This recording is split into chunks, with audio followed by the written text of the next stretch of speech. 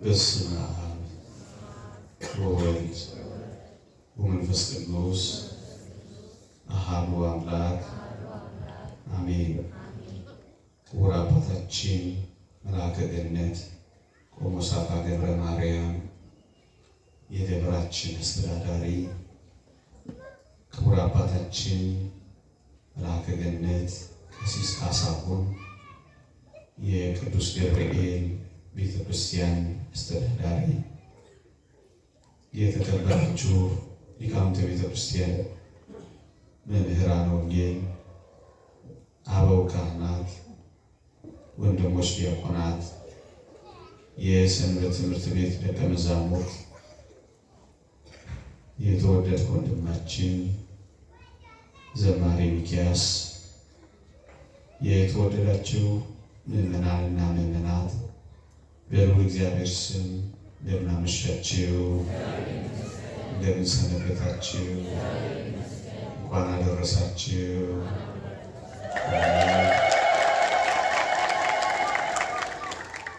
እንደ እግዚአብሔር ቅዱስ ፈቃድ በማለዳው መርሐ ግብር ስለ በዓሉ እንደተማራችሁ አስቤ ለጥቂት ደቂቃዎች ከኔ ጋር በአንድ ርዕሰ ጉዳይ ላይ አቆያችኋለሁ። አምላካችን እግዚአብሔር በመካከላችን ተገኝቶ እንዲያስተምረን፣ እንዲመክረን፣ የሚረባንን የሚጠቅመንን እንዲያስተምረን ሰምተን እንድንጠቀም ቅዱስ ፈቃዱ ይሁንልን። ከዚህች ዕለት ከመልአኩ ከቅዱስ ሩፋኤል ከሌሎቹም ደጋግ ቅዱሳን አባቶቻችን እናቶቻችን ይልቁንም ከእመቤታችን ከቅድስት ድንግል ማርያም ከጻድቁ አባታችን ከአቡነ አረጋዊ በረከት ረድኤት ለሁላችን ይሳትፈን። የልደት ስጦታ በዚህች ምሽት የምንማርበት የትምህርታችን ርዕስ ነው። የልደት ስጦታ።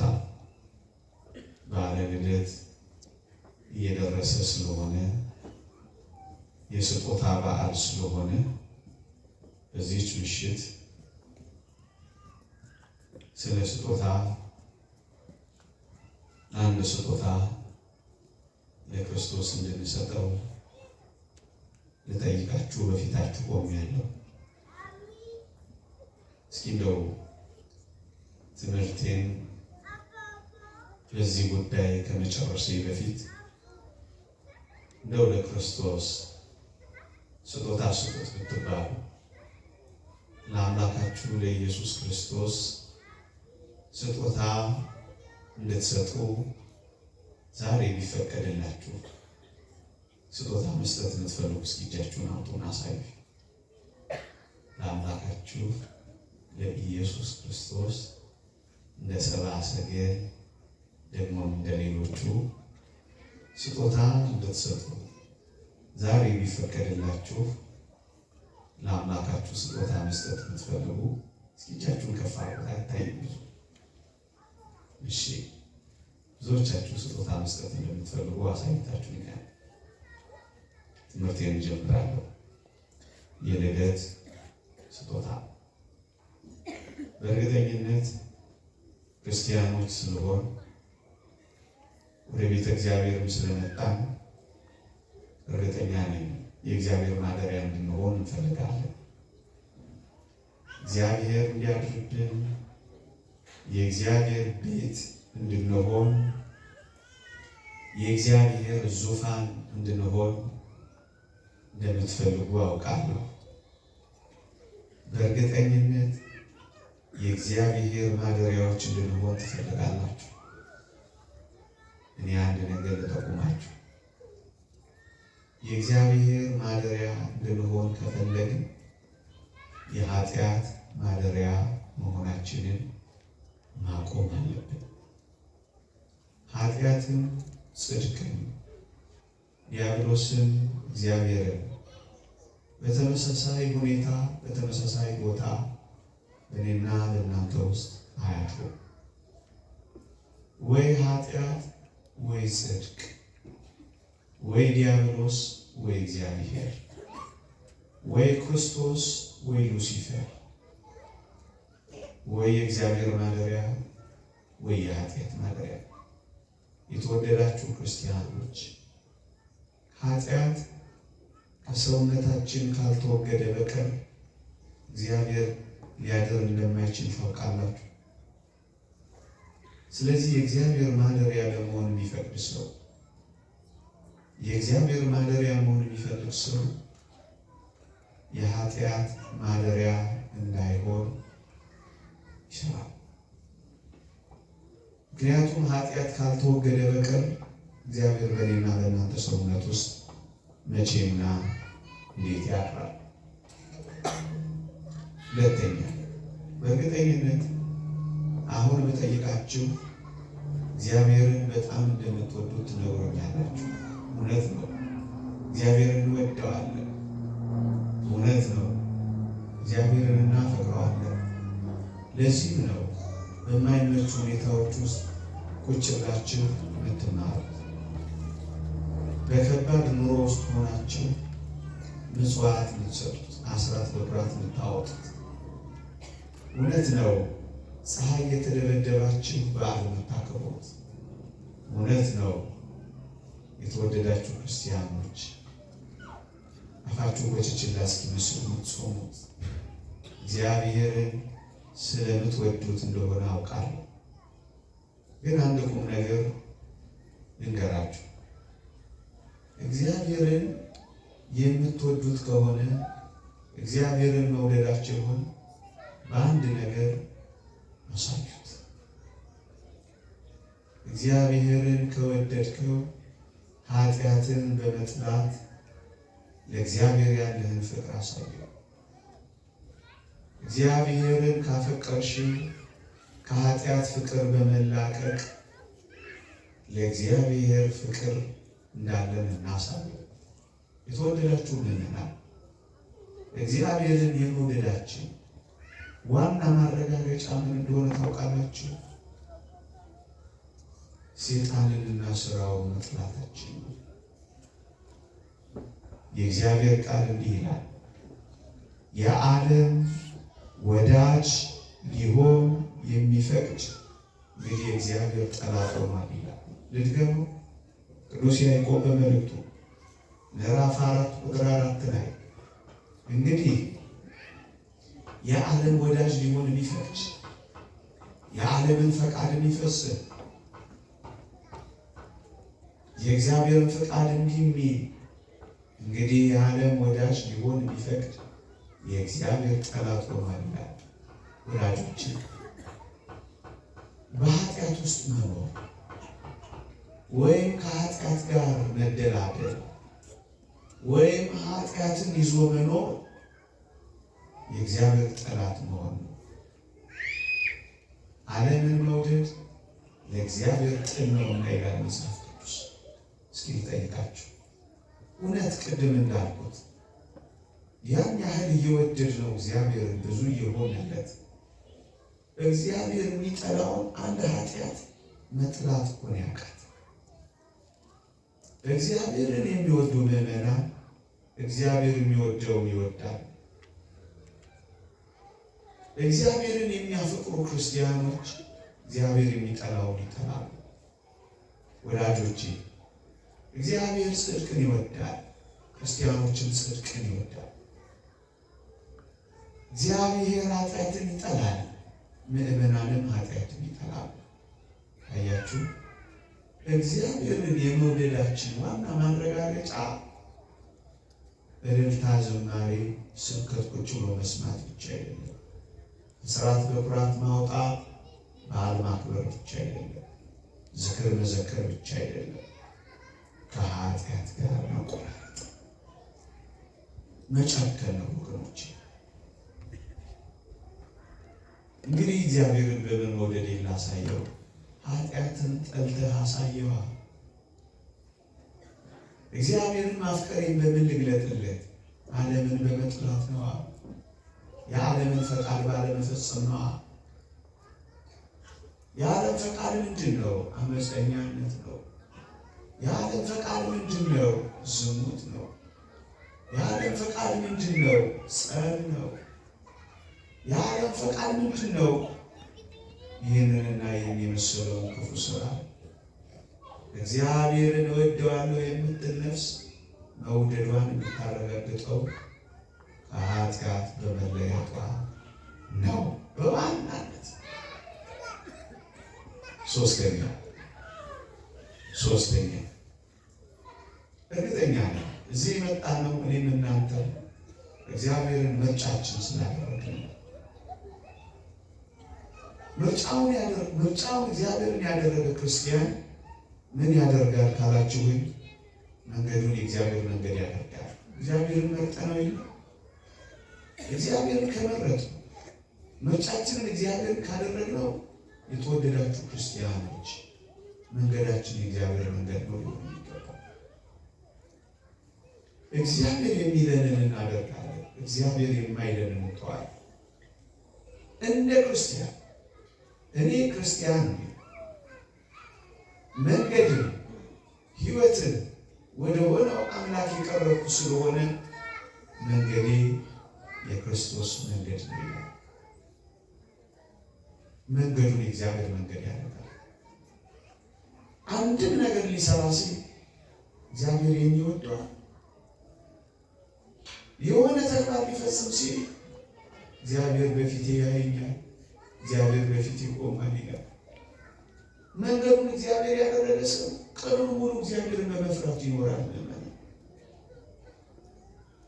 ማንም ሁን ማን ዘውትር እግዚአብሔርን በፊት አድርግ እንዳለው አባ እንጦንስ ምርጫውን እግዚአብሔር ያደረገ ሰው የአባቶቻችንን እንፈራ የለም የወላጆቻችን ስለ እናቶቻችን ብለን የምንተወው ብዙ ነገር አለ። እንዲመና ምርጫውን እግዚአብሔር ያደረገ ሰው መንገዱን እግዚአብሔር ያደርጋል። ይሄ ብቻ አይደለም።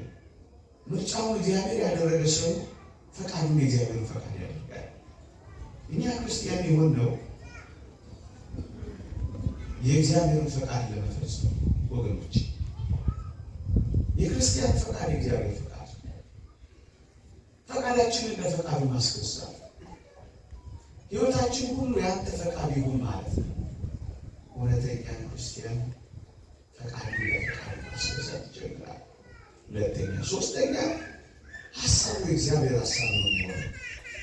ወገኖቼ ምርጫውን ያደረገ ክርስቲያን ሀሳቡ እግዚአብሔር ነው፣ ውሎ እግዚአብሔር ነው፣ ንግግሩ እግዚአብሔር ነው፣ ዓላማው እግዚአብሔር ነው፣ ንግዱ እግዚአብሔር ነው፣ ስራው እግዚአብሔር ነው፣ አገልግሎቱ እግዚአብሔር ነው። ሁሉ ነገሩ ሀሳቡ ሁሉ እግዚአብሔር ነው። ምርጫን እግዚአብሔርን ማድረግ ማለት መንገድ፣ ፈቃድ፣ ሀሳብን ሁሉ እግዚአብሔርን በማድረግ መኖር ነው ወገኖች።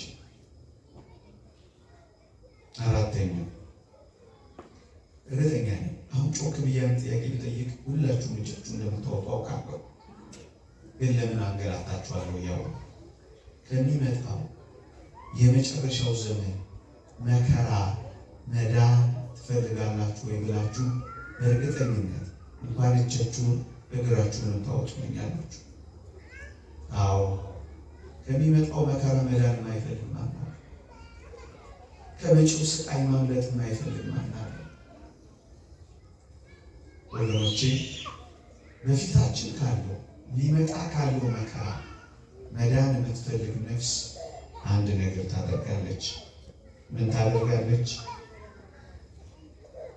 ከኃጢአት ጋር ትቆራረጣለች፣ ወደ ንስሐ ትቀርባለች። እግዚአብሔርን ደስ ወደሚያሰኝ ወደ መመለስ ሕይወት ትመጣለች።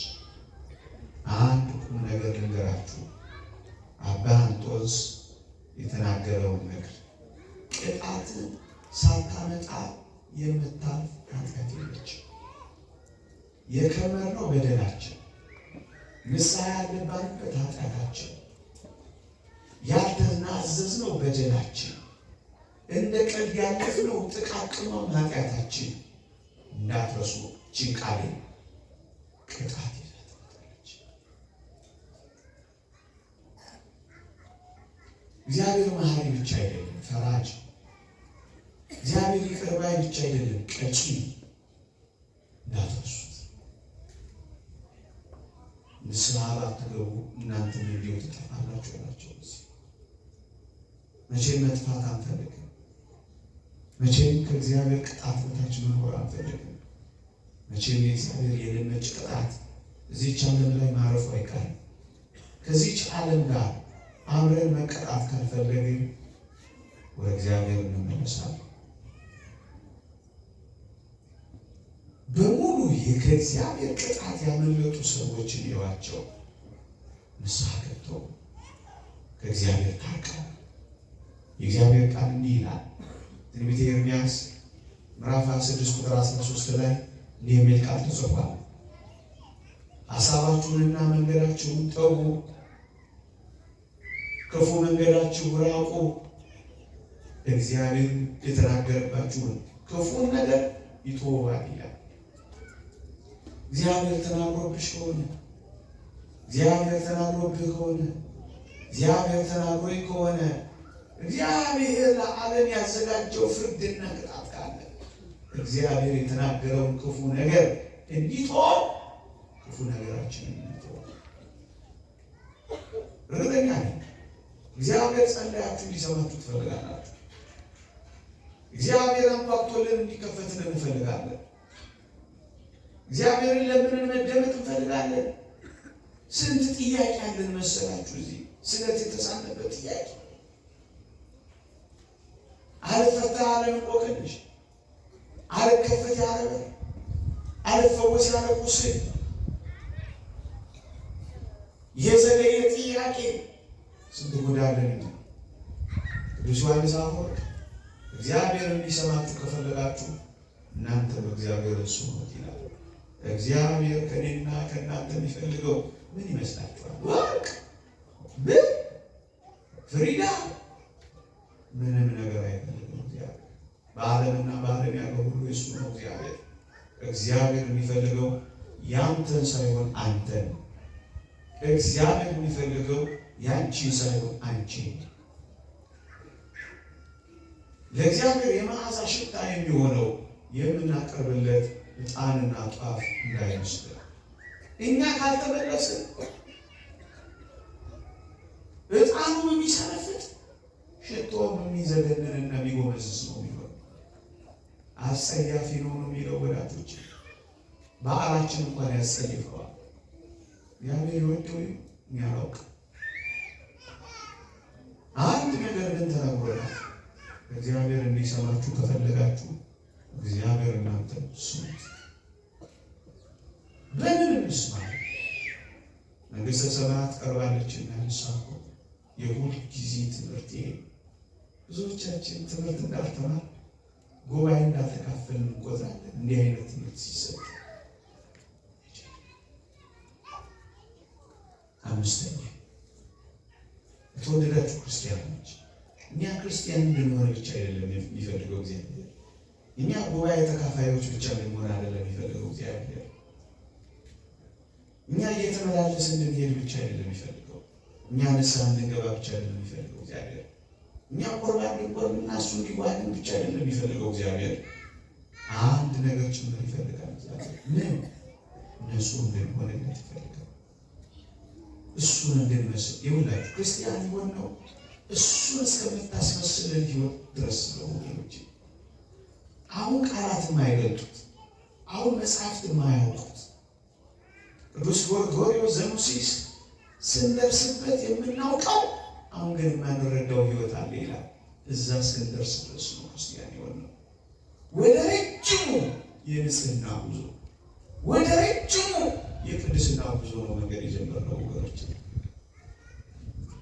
ፍጹም ንጹሐን እስክንሆን ድረስ እስክንበቃ ድረስ ነው ክርስቲያን የሆነው ወገኖች። ታዲያ ለዚህ ረጅሙ የቅድስናና የንጽህና ሕይወት የሚደረገው ጉዞ የመጀመሪያው ነጥብ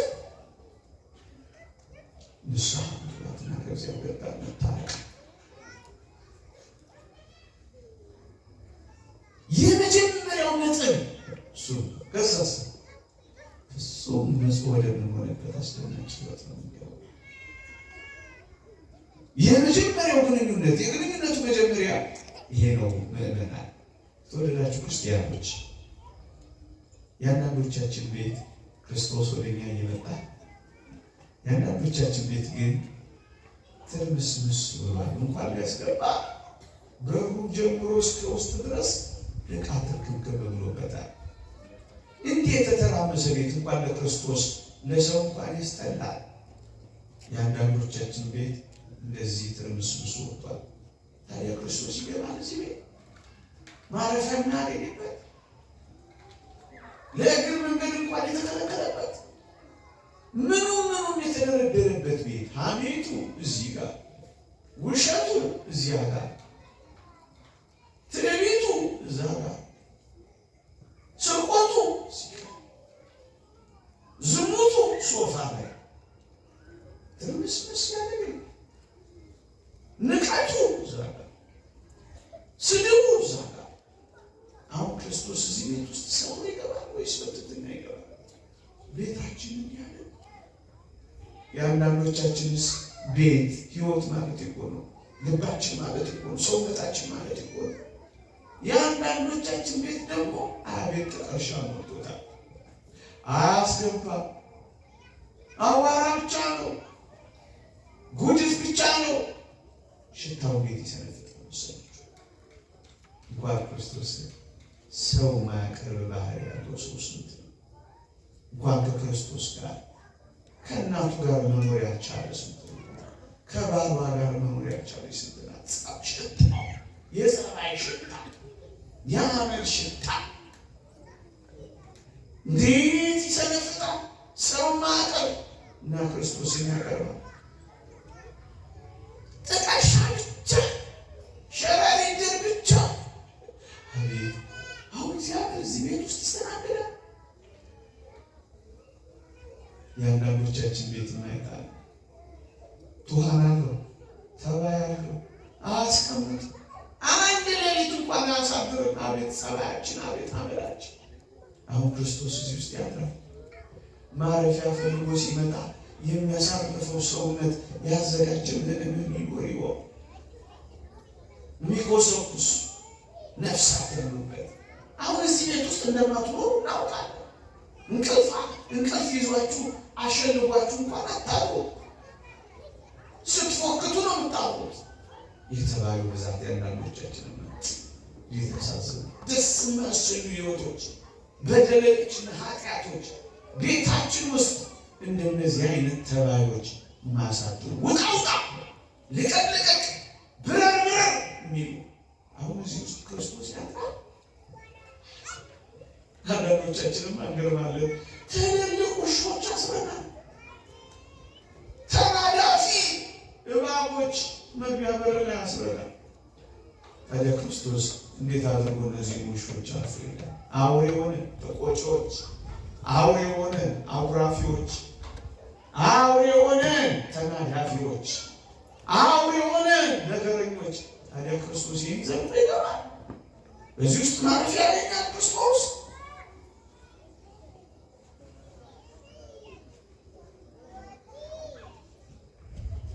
ወዳጆቼ ላሳቅቃችሁ ፈለግ አይደለም፣ እንወጣችሁ ግን እውነቱን እንድንነጋገር ሁኔታ በዚህ ዘመን ሁላችን ከእኔ ከቋሚው ጀምሮ ቤታችን ክርስቶስን ማስገባት አቅማሶት ነው። ስለዚህ ምን እናድርግ? 3 ደረጃዎችን ልንገራችሁ። ቢያንስ ከዚህ ጉባኤ በኋላ አንድ ነገር ይጠበቃል። እግዚአብሔር ከእኔና ከእናንተ የሚጠብቀው ንስሐ ለመግባት መፈለግ፣ ንስሐ ለመግባት ማሰብ። ይሄ ቤታችንን ያስተካክለዋል። የተወደዳችሁ ክርስቲያኖች ንስሐ ለመግባት ወይም ኃጢአትን ለመተው ባላሰብን ጊዜ ሁሉ በኃጢአት ውስጥ እንደምትኖሩ ታውቃላችሁ።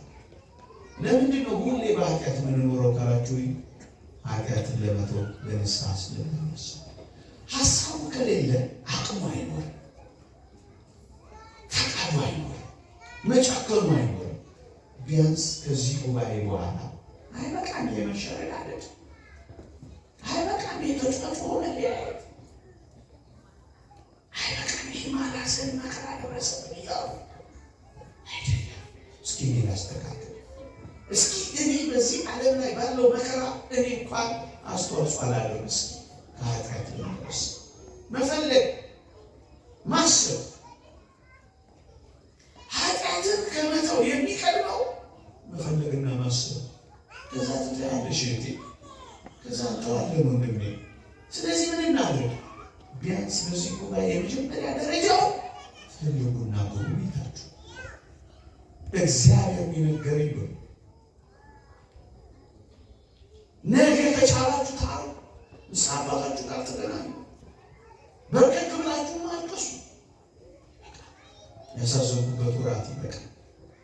አንተን የመለስኩበት በር የዘጋሁበት ውሻ ያሰብኩበት ጥራጊና ጉድፍ ውስጥ ገባ ያልኩበት ዘመን ይበቃኛል። አብረኸኝ አንተ አብረኸኝ ከኖርክ በሬን የምትከፍተው አንተ ነህ። ማንም ቢመጣ እኔ በሩን አልከፍተው፣ የቤቴ ባለቤት አንተ ነህ። ስለዚህ በሬን ስትከፍት በአንተ ፊት ማንም አይቆምም። ና ግባ። መፈለግ ማሰብ የመጀመሪያ ደረጃው ነው። ከዚህ በኋላ ምንድን ነው የሚከተለው ካላችሁ፣ ከህሊናና ከልቦና ኃጢአትን ጨርሶ ለማጥፋት ጉዞ እንጀምራለን። ምን እናደርጋለን? ኃጢአትን እንተዋለን ቀስ በቀስ። በአንድ የተው አይደለም እላችሁ በዚህ ምሽት ግን ቢያንስ ቀኑን ለመቀደስ ቀናችሁን ለመቀደስ ፕሮግራም ትይዛላችሁ። አዋሽ ምን ይከብዳል? ማን ይገድላችኋል? ሰው አለመሳል ምን ያስገድዳችኋል? ክፉ ነገር አልናገርም ምን ተናገሩ ብሎ ጥይት ይደግንባችኋል። ቀኑን ለመቀደስ የተቀደሰ ሰውነት ለመያዝ ለመተው ተስማማችሁ። ያመናኒ በሐሌው በማሰብ በነቢብ በንግግር በገቢር የሚመጣበትን ኃጢአት በየቀኑ ሊቆጥረው ነበር። ታምናላችሁ? በርሜል ያስቀምጥና ሐሌው ሲመጣበት ጠጠር ሲጥል፣ ነቢብ ንግግር ሲመጣበት ጠጠር ሲጥል፣ ገቢር ሲመጣበት ጠጠር ሲጥል በርሜሉ ይሞላ ነበር። ገና ሲጀምር ክርስትናን ሲጀምር በርሜሉ መሙላት የሚነግረው ቅድም ያልኳችሁን ጥራኝ፣ ቅድም ያልኳችሁን ጉድፍ፣ ቅድም ያልኳችሁን ሸረሪ፣ ቅድም ያልኳችሁን ተባይ፣ ቅድም ያልኳችሁን ውሻ እያስታወሰው ያነባቅር ነው። ታውቀዋለህ ለመሆኑ በቀኑ ሙሉ የምትበድለውን እግዚአብሔር ትቆጥባለህ። ሰው እግዚአብሔርን በመፍራት ነው የሚኖረው። ቀኑን ሙሉ እግዚአብሔርን በመፍራት ይኖራል። ቀኑን ሙሉ ኃጢአት በመስራት አንኖርም የሚል ክርስቲያን ነው ኃጢአትን ለመተዋቅ የሚያገኝ። መጨረሻ ላይ ሲያየው ሲያለቅስ ሲቀንስ፣ ሲያየው ሲያለቅስ ሲቀንስ፣ ሲያየው ሲያለቅስ ሲቀንስ በርሜሉ ባዶ እስከሚሆን ድረስ ተጋደለ። ቀኑን እንደዚህ ዋይ ቢያንስ ጥቃቅን ቀበሮቹ ቢያንስ ከኔ ግዴታ ውጭ የሆኑትን እኔ በራሴ ቀምሰዋለሁ። ትቆጥረዋለህ? በረከትን ለማውጣት መጀመሪያ ኃጢአትን ቆጥራ አስወግደ። እሱ ነገሩ ኃጢአትን የአባት እንዳለው እኮ ነው። ጌታዬ ሆይ የእኔን ድካም ግለጽልኝ፣ ያንተን ክብር ደግሞ አሳውቅኝ እንዳለው ድካሙ የምትገባው ክርስቲያን ነው። ክርስቲያን ስንኖር ይናገራል። ክርስቲያን እንደፈለጉ ያወራ እንደበሽታ አቅም እያለን እየቻልን ነው እናደርገው። ልድፍ አይደረግ በጽሙና በጭምትነት ነው የሚኖረው። ብዙ አያወራ፣ የሰከነ ነው። አስተያየትም አይሰጥም። በሰው ዳይም ጣልቃ አይገባም። ሰውንም ገልጦ አደባባይ ያወጣል። ከቻለ ይሸፍናል። ፍቅር የኃጢአትን ብዛት ይሸፍናል። ክርስቲያን ሶስተኛው ፍጹም ይሆናል። ኃጢአትን ይጠላል፣ ይፈልጋል፣ ይተዋል፣ ይጠላል። እስከ መጥላት የምትደርስ ጉዞ ነው የኔና ክርስቲያኖች። በኋላ ላይ ከፈለግን በኋላ ከተውን በኋላ መጸየፍ እንጀምራለን። ኃጢአት የክርስትና የፍጹምነት ደረጃ ኃጢአትን መጸየፍ ወገኖች። የታደልንን እንደዚህ አይነት ሕይወት ውስጥ የደረሱ ወገኖች፣ እግዚአብሔር የሚወደው ሰውነት እኮ ይሄ ነው። የተወደዳችሁ ክርስቲያኖች የሰማችሁኝ ከሆነ ጥቂት ነገሮችን ቀስ እያልኩ ጨምርላችሁ።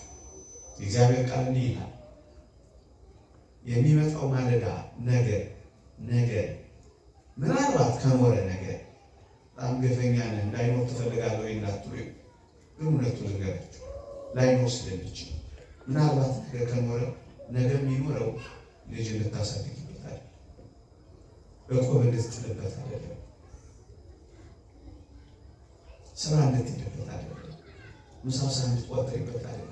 አስታውሽ፣ ነገ በማለዳ ፀሐይ የሚወጣው እግዚአብሔር እኛን ስለሚፈልግ ነው። እንዲህ ይላል የእግዚአብሔር ቃል፣ ሁሉ ወደ ንስሐ እንዲደርሱ እንጂ ማንም እንዳይጠፋ ወዶ ስለ እናንተ ይታገሳል ይላል። ለምን ታግሶ ፀሐይ አወጣ? እኔን ስለሚወደኝ። ለምን ታግሶ እግዚአብሔር ቀን ሰጠ? እግዚአብሔር እኔን እንዳልጠፋ ስለሚፈልገኝ። ፀሐይ ሲወጣ ትዝ ይበልሽ፣ መስኮትሽን ከፈት አድርጊውና ጌታዬ ሆይ እኔ ስለወደድከኝ ፀሐይን አወጣልኝ። እኔ ግን አንተን መውደድ ስላቃተኝ በዚህ በጠራራ ፀሐይ አንተን በደልኩኝ።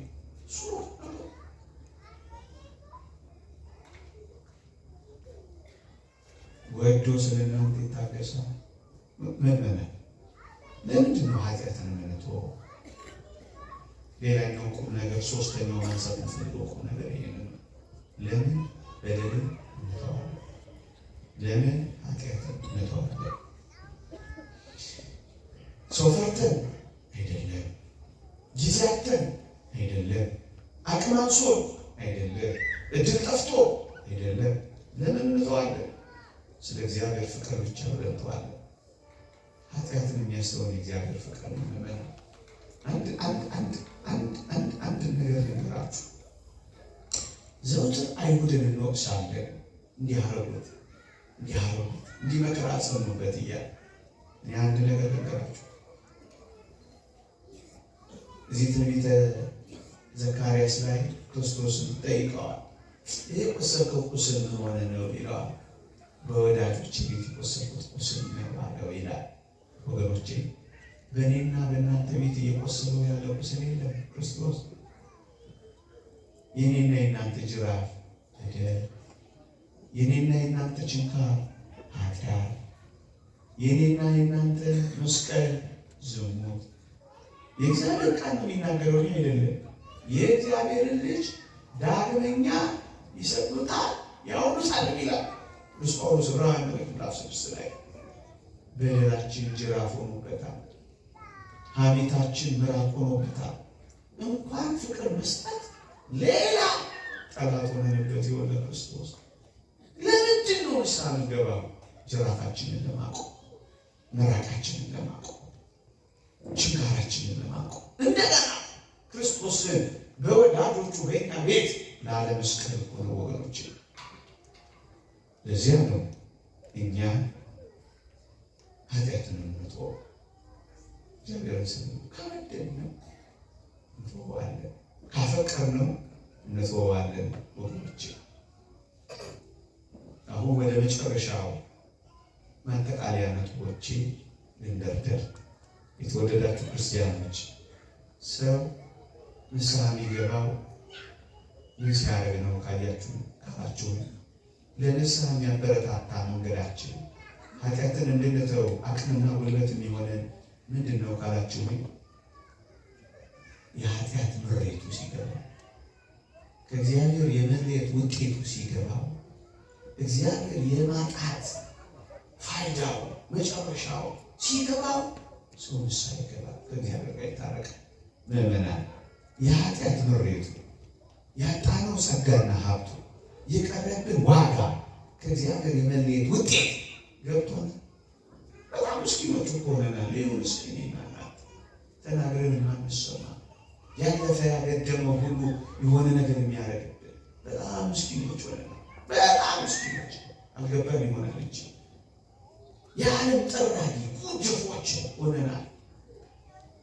ተናግረን መሰማት መሸምገል እንኳን አልቻልንም፣ ማስታረቅ እንኳን አልቻልንም። ወደ ማሳደግ የከበደን ምስኪኖች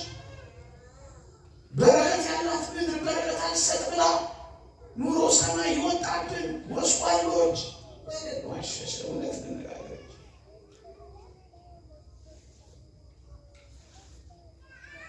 ታዲያ የኃጢአት ምሪቱ አለባችሁ። የምድር ዋጋ አላያችሁት? ከእግዚአብሔር ያጣነው ጸጋና ሀብት አልገባችሁ? እኛ እኮ ጨርቃችን እኮ የሚፈውስ ነበር። እኛ እኮ መራቃችን እኮ ሰው የሚያድን ነበር። ጭት የሚያዝዝ እኮ ነበር። እኛ እኮ በጣም ልዩ ፍርሃት እኮ ነበር። ምን ያህል እንደወደቅ እንደተዋረደ እሱ ክርስቲያን ያጣውን ጸጋና ሀብት ከእግዚአብሔር የመለየት ውጤት የተረዳ ክርስቲያን ሳባት ጀምራል። ከእግዚአብሔር ይታረቅ ብዙ ይጀምራል። ወደ እግዚአብሔር መጽሐፍ ቅዱስ እንዲህ ይላል። ተወደዳችሁ ክርስቲያኖች መጽሐፍ ቅዱስ እንዲህ ይላል፣ ከወዴት እንደወደቅ አስብ ንስሐ ግባ ይላል። ውድቀቱን የተረዳ ጸጋውን ማጣቱን የቆጠረ ከእግዚአብሔር ልዕልና ሊነገር ወደማይችል ጉድጓድ እንደገባ የሚያውቅ ጎስቋላ፣ ምስኪን፣ የተራቆተ፣ እውር፣ ደሃ መሆኑን የሚረዳ ክርስቲያን ከወዴት እንደወደቅ ክርስቲያን ይህ አይደለም ክብራችን። ይህ ነበረ ማይረጋችን። ይህ ነበረ ማረጋችን። ይህ አይደለም ማንነታችን። ኃጢአት አቆሸሸ፣ መልካችንን አበላሸ። ስለዚህ ከወዴት እንደወደቅ አስብ፣ ከዛስ ንስሐ ግባ። ጸጋችንን ያጣነው ጸጋችን ነው ጠራ። አሁን አኗኗር ነው እኛ የምንኖረው በስጋ በነፍስ። ቅዱስ አባታችን እኮ ባለፈው የጦርነቱ ዘመን እንደተናገሩት እኮ ነው ሽበታችንን አልታፈረም፣ ክህነታችንን እንኳን አልተከበረም። ቄስ በየአደባባዩ መከራ የሚበላበት ዘመን አለ። ዘግናኝ የሆኑ ነገሮችን የምንሰማ ሆነ። ይሄም ሆኖ አናለቅስም፣ አናዝንም፣ አንጸጸትም፣ እጃችን አንዘረጋም፣ አናለቅስም። እንረሳዋለን፣ እንደገና እንመለሳለን። መብላት፣ መጠጣት፣ መዝናናት፣ መጨፈር፣ አስረሽች በቃ አልተሰማን። ስቃሉ አልተሰማን፣ ህማሙ አልተሰማን፣ ቁስሉ አልተሰማን። ቀስ እያለ የሚመጣው መከራ አፍንጫችን ስር ደርሶ ይኸው እርስ በርሳችን ሌላ ወሬ እናወራለን። ቁም ነገሩ መስሎ እርስ በርስ እንጣላለን፣ እንዲያንዳንድ እንባባላለን። ጉዳዩ ከባዱ ጉዳይ ያለ እኛ በጉዳዩ ላይ በቀስታ ስራ መስራት ይገባል። ሌላ ምጥሩ ይሄ እኮ ውድቀታችን ማሳያ፣ ከጸጋ እግዚአብሔር መለየታችን ማሳያ። ተነካክሰን ለምን በላላ ጥቂት ቀርቶ ጫፍ ላይ ነን ያለው። እርስ ያልተናከሰ ማን ያለ? ቂም ያልተያዘ ማን አለ? ቀን ይለፍና እንገዳደላለን ብሎ ፕሮግራም ቀጠሮ ያልያዘ ስኬጁል ያልደረደረ ማን አለ? አንዱ ቀና በይ አንዱ ዝቅ በይ ሲል ማን ነው? ታዲያ ተወረደ ማለት ደግሞ ብዙ ነገር አለ።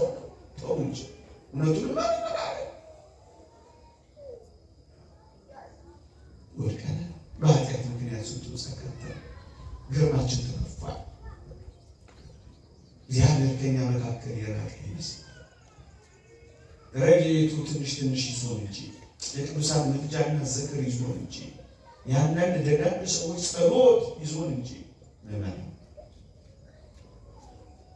ከወዴት እንደወደቅ በሙሉ መጽሐፍ ቅዱስ ላይ ንስሐ የገቡ ሰዎች የምትመለከቷቸው ውድቀታቸውን ካዩ በኋላ ወደ ንስሐ አዳምን ተመልከቱት። ፈራው፣ ራቁቴን ስለሆኑ ፈራው። ፍርሃቱ፣ እርቃኑ፣ ድንጋጤው አየ። ከዛስ ከማልቀስ በቀር ምንም ስራ ነበረው ይላል። ራቁታችንን መሆናችንን አልተረዳንም። እንደ ነገሩ የሆነ የምናንጠለጥለው ጨርቅ ስለሸፈንን እውነተኛ ሰው መስለናል። በሜካፕና በምናምን ስለተዋብን ጠባሳችንን ቁስላችንን ስለሸፈንን እውነተኛ ምናምን መስሎ ተሸውደናል። ያደረግናቸው ክርስቲያናዊ የጸጋ መልክ ያበራል። አበራ ምን ይናት ነው ሰው ሁሉ የሚሸሸን ሰዎች ሆነናል። አንዳንዶቻችን የእሱን ነገርማ አታንስነው መባል ይሆናል። ወድቀን